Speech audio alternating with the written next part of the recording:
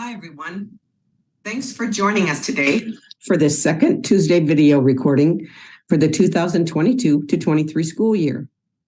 I'm Mary Thyssen-Milder, and I'm the Physical Education Consultant at the Minnesota Department of Education. This presentation is a product of the Professional Development Plan designed by the Minnesota Department of Education's Physical Education Leadership Team, made up of state leaders in physical education from the Minnesota Society of Health and Physical Educators, or MNCHAPE, representatives of Minnesota Developmental Adaptive Physical Education, or MNDAPE, the co-chairs of the Physical Education Standards Committee, and higher education. Our physical education standards are a means to ensure that all students have an equal opportunity to learn the knowledge and skills that are foundational for our students. They provide a clear picture for teaching and learning by identifying essential outcomes for all students to achieve by the end of a grade level, grade band, or course. This word cloud is a great visual that identifies the key concepts in our standards. The 2018 Minnesota Academic Standards in Physical Education were developed by physical educators from across the state. The Minnesota legislature directed MDE to adopt and adapt the most recent version of the Shape America Standards and Outcomes with the guidelines that we would maintain the integrity of the national standards. Our document consists of grade level benchmarks laid out in learning progressions at the elementary, middle, and high school levels. The document also includes 3 appendixes: a glossary of terms, descriptions of activity categories, and critical elements. If you need copies of the standards, you can download them at the MDE or MNCHAPE websites, which I will show you in a few slides. Originally, our standards were to be implemented by the 2021 to 22 school year. However, due to the pandemic, the Minnesota legislature delayed full implementation until the 2023 to 24 school year. This slide identifies the key topics in the MDE Implementation Assistance Plan. Professional development topics are available online. Our first year of professional development allowed us to offer face-to-face workshops in regions across the state.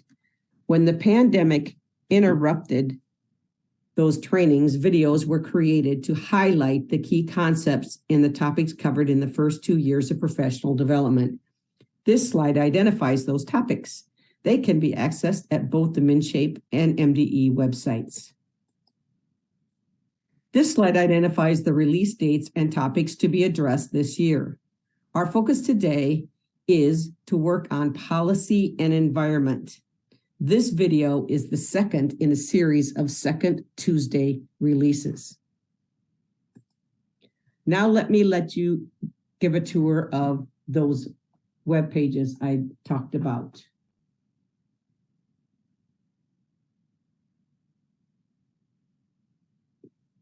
This is the MDE website. It's the homepage. If you go over under districts, schools, and educators, under teaching and learning, then scroll over to academic standards, you will find all the content areas listed here. If you click on physical education, this is the physical education homepage. Then this is the physical education standards implementation page where all the resources are posted. This is the MNCHAPE homepage. If you scroll over on the top, there's a section called MDE Updates. If you scroll down to training videos, these are where all the videos are posted. Also under MDE Updates are the handout pages, which is here, and this is what it looks like. These pages are duplicative of the MDE implementation page. We just wanted to make it easier for you to find them. Now let's continue down our implementation journey.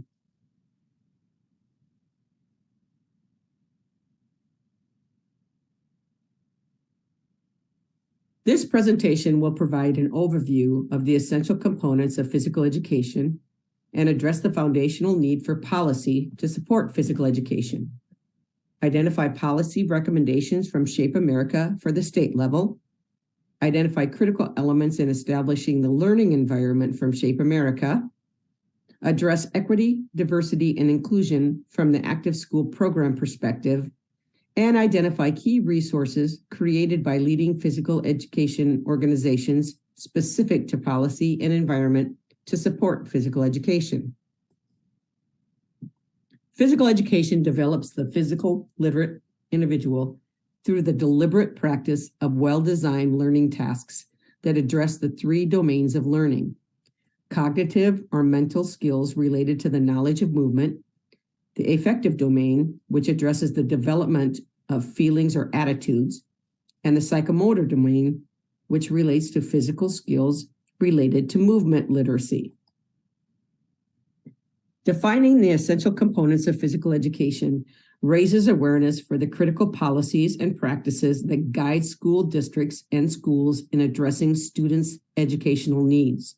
School districts and schools also must establish the written curriculum that defines what is to be taught, guides rigorous instruction that supports the curriculum, and identifies student assessment that will provide evidence of student learning. Shape America has re-envisioned the essential components of physical education that provide structure for a physical education program.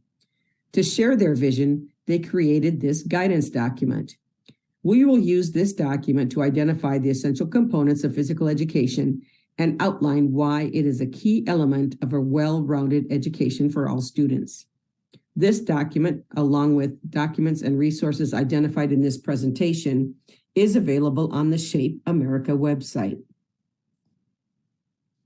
The essential components encompass four fundamental areas: policy and environment, curriculum, appropriate instruction, and student assessment. Effective practices within each of these areas support the delivery of quality physical education. This presentation addresses the component of policy and environment. We hope to answer this question: how do policy and environment contribute to an effective PE program? School districts and schools define physical education program expectations through specific policies and policy guidance. A well-defined policy helps create an environment where all students can receive physical education with clearly defined outcomes. It also increases consistency in the delivery of education to students. The physical education policies should be included in the required local school wellness policy and should identify the program elements, environmental metrics, and expected standards for all students. A strong policy is important to implementing the state requirements consistently throughout schools and school districts. The first policy recommendation from Shape America is that the state has its own standards for physical education. Minnesota does that. Minnesota adopted the 2014 National Physical Education Standards as the required statewide standards in 2015.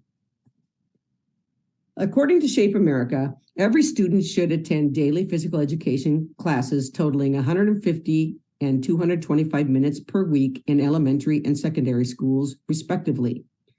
Minnesota does not designate the amount of time for physical education at any level. Schools must meet all the required academic standards in physical education and devote enough time for students to achieve them. The amount of credit for physical education at the high school level is determined at the local school district level. Shape America policy recommendations also include that elementary, middle, and high school physical education is required to be taught by a certified licensed teacher who is endorsed to teach physical education. Minnesota requires teachers at all levels to be certified or licensed teachers. State law does allow elementary teachers to teach physical education to their own grade levels. SHAPE also recommends that the state require those licensed or certified teachers to renew and maintain their physical education teacher licensure or certification through continuing professional development. Minnesota requires 125 CEU hours that is renewable over a 5-year period. It is important to establish a positive learning environment where physical activity is not assigned or withheld as punishment. Minnesota has legislation to discourage schools from using physical activity as punishment. Minnesota Statute 120B.026 states that schools are strongly encouraged not to exclude students in kindergarten through grade 5 from recess due to punishment or disciplinary action. Another Shape America policy recommendation is that the state does not permit school districts or schools to allow students to substitute other activities for the required physical education credit, and that the state does not grant exemptions or waivers for school districts regarding physical education time or credit requirements. The next slide defines these practices. Physical education waivers, exemptions, and substitutions eliminate the opportunity for all students to experience PE and gain the skills they need to learn in physical literacy. Schools and school districts should not allow students to be exempted from required physical education for the following reasons: enrollment in other courses, participation in school sports, participation in other school activities, participations in community sport activities, high fitness competency test scores, participation in vocational training, or participation in community service activities. Exemptions and waivers deprive students of instruction time that is critical for developing motor movement and behavioral skills that are essential for a lifelong maintenance of physical active lifestyle. Furthermore, exemptions and waivers might send the wrong message to students that physical education is not as important as other academic content areas and activities. Shape America's Opportunity to Learn guidelines identify essential program elements that provide learning foundations for students in elementary, middle, and high school. These programmatic elements support high-quality physical education and are prerequisites for teaching and learning in physical education. The essential elements we will address in this presentation include health and safety, class size, facilities, and materials and equipment. Considerations for establishing the learning environment for health and safety include that indoor and outdoor facilities are free of hazards. For example, tables, chairs, bleachers, rocks, gravel, stakes, potholes, traffic, standing water, construction equipment, and debris, so that students can participate safely in physical education. Teachers should continually monitor environmental conditions. For example, sun exposure, thunder and lightning, heat and humidity, smog, cold and inclement weather to ensure safety for all students. Teaching stations should be inspected each period before activity begins to ensure that the space and equipment are safe. Equipment should be used for its intended purpose. Teachers should have access to emergency communication devices such as walkie-talkies, cell phones, buzzers, and telephones for indoor and outdoor teaching stations. Written emergency plans are available that outline the protocol for emergency responses to injuries and other health-related incidents in physical education, as well as accident reporting protocol and procedures for notifying parents and administration. Adequate, easily accessible restroom facilities and drinking fountains are available before, during, and after physical education class. Information about student health concerns is communicated to the physical education teacher and is used to make decisions regarding physical activity for students with chronic diseases and IEPs or 504 plans. Assistive devices and adapted equipment are available for students with disabilities. And finally, physical education space and equipment are secured or off limits during all other times of the school day unless appropriate supervision is provided. Physical education class size should be consistent with that of other subject areas. Class grouping should be flexible enough to provide for differences in student interests, maturity levels, sizes, abilities, and needs. Physical education class size should be proportional to the space allocated for instruction. Even when multiple classes share the space, the focus remains on student learning and safety. Physical education classes for students with special needs are similar to special education classes in other disciplines. Students with special needs should receive physical education services in the least restrictive environment appropriate to their IEPs or 504 plans. Aides and adaptive physical educators are available to help students with their special needs and support their participation. Every primary and elementary student should be afforded reasonable access to the teacher. To provide optimal instruction, the teacher-pupil ratio in physical education is no greater than 1:25. Maximum teaching loads should not exceed local or state guidelines, nor do they impede the instructional program. Indoor and outdoor facilities need to be sufficient to accommodate the number of class sections and students scheduled during each class period. Shape America suggests that schools offer the following facilities: hard surface outdoor area, dirt and turf area, gymnasium, locker rooms, classroom, storage rooms, teacher offices, and access to a computer lab. Additional facilities, for example, aerobic or dance rooms, tumbling or gymnastics rooms, swimming pool, ropes course, fitness center, fitness trail, weight room, track and field facility, and a physical education computer lab can enhance physical education. Physical education should be taught in a dedicated facility that is not shared with other regular activities or classes, and distractions from other sources are limited. The facilities should be maintained adequately to ensure safety and learning for all students. Indoor and outdoor facilities include appropriate markings that display lanes, circles, and courts. The space for physical activity at each teaching station is large enough to accommodate all students assigned to that area and allows safe movement for the entire instruction time. Recommended space is 110 to 150 square feet per student. Adequate storage space is close to the activity stations and is ventilated for proper maintenance and care of supplies and equipment. The locker room design allows for student supervision and safety. Each student enrolled in physical education is provided with a locker. Locker rooms contain restroom facilities and showering areas that are sanitary and secure and are maintained adequately. Adequate restroom facilities are located near activity stations. Physical education teachers have offices located close to the locker rooms so that students have access to teachers for assistance. The department chair, physical education staff, and school administrators should develop an adequate budget for acquiring equipment and supplies to support the physical education program fully on a yearly basis. All equipment should be maintained and in good repair. The budget provides for maintaining equipment and repairing it in a timely manner. All equipment is inspected regularly and is repaired or replaced as needed. The physical education staff maintains an accurate inventory of all physical education equipment and supplies labeled with the school's name.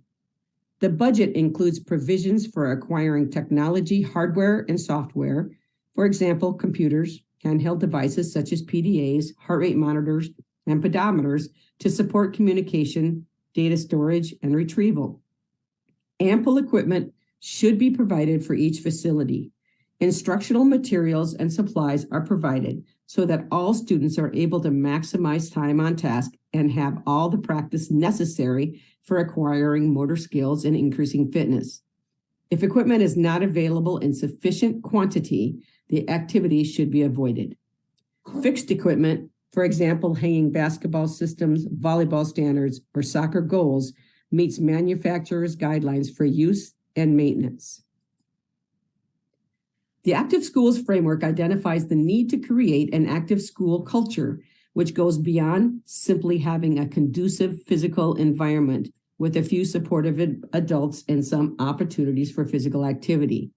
An active school culture consists of deliberate, systematic, and sustained efforts to fully integrate physical activity into the essential fabric of a school community.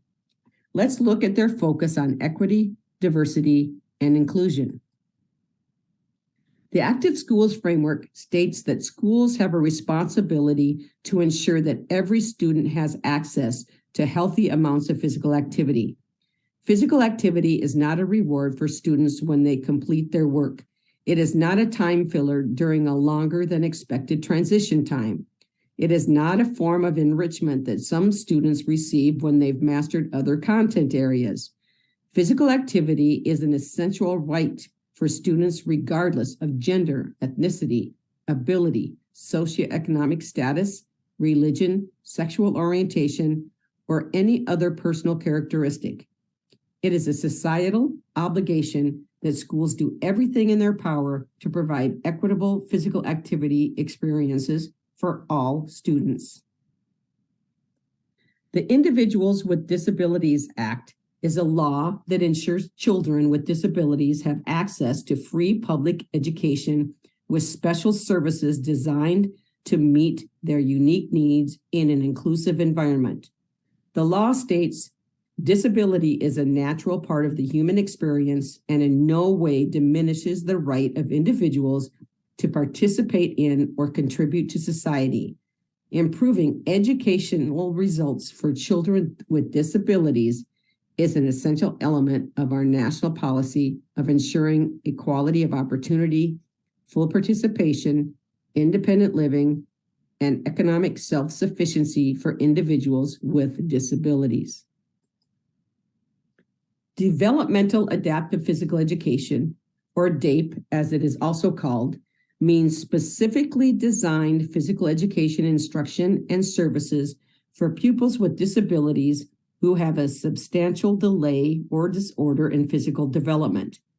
Developmental Adaptive Physical Education provides special education instruction for pupils ages 3 through 21 and may include the development of physical fitness, motor fitness, fundamental motor skills and patterns, skills in aquatics, dance, individual and group games, and sports. Adapted physical education adapts, modifies, and/or changes a physical activity so it is as appropriate for the person with a disability as it is for a person without a disability. It is good teaching which adapts or modifies the curriculum, task, equipment, and/or environment so that all students can fully participate in physical education. Minnesota has a very strong DAPE licensure requirement. Find all information regarding Minnesota DAPE on the MinDAPE website. Universal design is an inclusion strategy often incorporated by physical educators with 3 guidelines for learning: provide multiple means of engagement, provide multiple means of representation, and provide multiple means of action and expression. In physical education settings, universal design for learning principles prompt educators to carefully consider the attributes and capabilities of students and modify activities for maximal participation and success. For example, equipment can be modified to maximize success, such as using a beach ball or a volleyball trainer instead of a regulation volleyball. Likewise, rules of the game can be modified to slow down the pace of a game or to ensure that all team members are involved. Lastly, instruction can be modified to effectively communicate information in a variety of ways, such as through visuals, demonstrations, multimedia, or group discussions. The idea is to match modification to the needs of students. Physical educators need to be flexible with the types of activities they offer and use the principles of universal design to maximize inclusion for youth of all ability levels. According to the Active Schools Framework, the notion of inclusion has to reach beyond ability or disability toward an approach that attends to individual differences between learners while actively avoiding the marginalization of some learners and/or the continued exclusion of particular groups. For example, ethnic minority students, those from culturally diverse backgrounds, non-native language speakers, students with additional needs, and those from lower socioeconomic backgrounds who may be disadvantaged by poverty. This approach speaks to a broader conceptualization of inclusion for social justice. Scholars have advocated for a more humanizing and culturally responsive physical education in schools that views diversity as an asset, seeks to overcome stereotypes, and empowers students through voice and autonomy. A socially just physical educator takes the time to know their students, encourages students to take ownership of their own learning, and allows students to co-create expectations and hold each other accountable, practices democratic principles by holding time and space for student feedback, and shifts from an authoritative figure to a facilitator. Here are the 3 specific resources utilized in this presentation. Shape America's Essential Components of Physical Education, which raises awareness for the critical policies and practices that guide school districts and schools in addressing students' educational needs.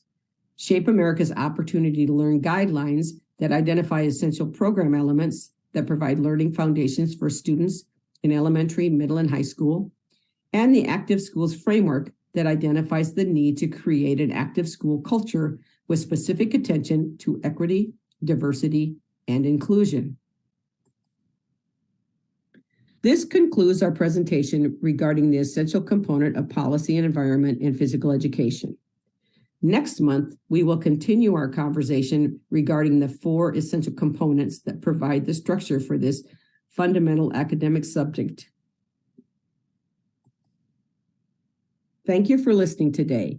Tune in next month as we discuss the next concept in the standard implementation process, establishing the curriculum and backward planning.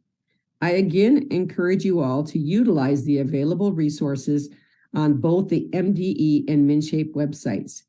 These videos are intended to assist you on your standard implementation journey. I wish you all good health and happy teaching.